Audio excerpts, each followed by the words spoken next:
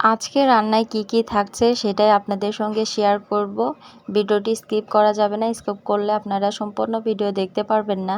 আর লাস্টে কিন্তু থাকছে অসাধারণ ভর্তার রেসিপি, যেটা আমার শাশুড়ি মা নিজের হাতে ভর্তাটা বানাচ্ছে, আপনাদের সঙ্গেও শেয়ার করব। হ্যালো এভরিওয়ান, আসসালামু আলাইকুম। আশা করি সবাই ভালো আছেন।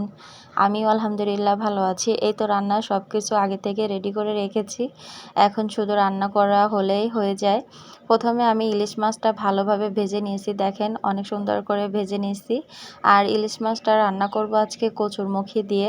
এই তো আমি পেঁয়াজগুলো এখন সুন্দর করে ব্রাউন কালার করে নিচ্ছি, তারপরে কচুরমুখী দিয়ে ভালোভাবে একটু নেড়ে হলুদ মরিচ জিরা ধনিয়া গুঁড়া সব কিছু দিয়ে ভালোভাবে কষিয়ে নিব। এভাবে যদি কষানো যায় দেখা যাচ্ছে যে আপনার অনেকটা সবজি সিদ্ধ হয়ে যাচ্ছে, আর খেতেও কিন্তু অনেক মজার হয়। কে কে ইলিশ মাছ দিয়ে কচুরমুখী খেতে পছন্দ করেন অবশ্যই কমেন্ট করে জানাবেন। দেখেন কত সুন্দর একটা কালার আসছে, আর সিদ্ধ কিন্তু অনেকটা হয়ে গেছে। এখন আমি একটু পানি দিব যাতে নিচে না লেগে যায়। এই তো দেখেন রান্নাটা আমার প্রায় শেষের দিক, এখন মাছগুলো দিয়ে দিব, রান্নাটা কমপ্লিট হয়ে গেল।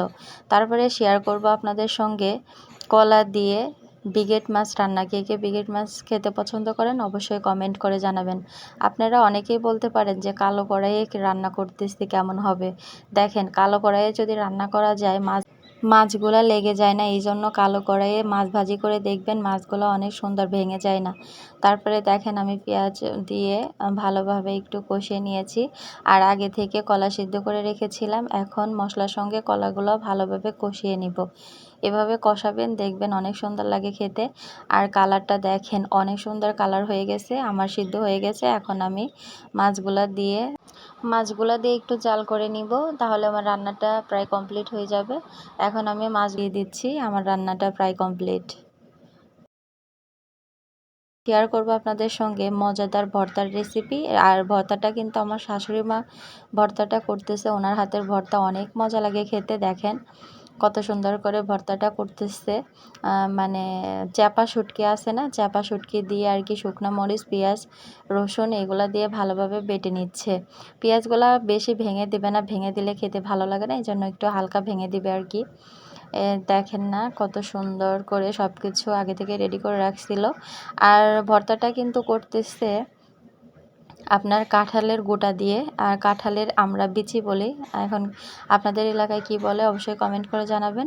আর দেখেন এটা সিদ্ধ করে নিচ্ছে। এখন আর একটা কথা আপনাদের বলি, এই কাঁঠালের বিচিটা সিদ্ধ করে নেবেন, তাহলে বাটলে কিন্তু অনেক সহজ হয়।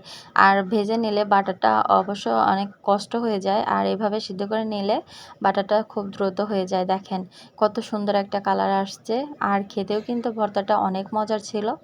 আপনারা কে কে এভাবে ভর্তা বানিয়ে খান অবশ্যই কমেন্ট করে জানাবেন।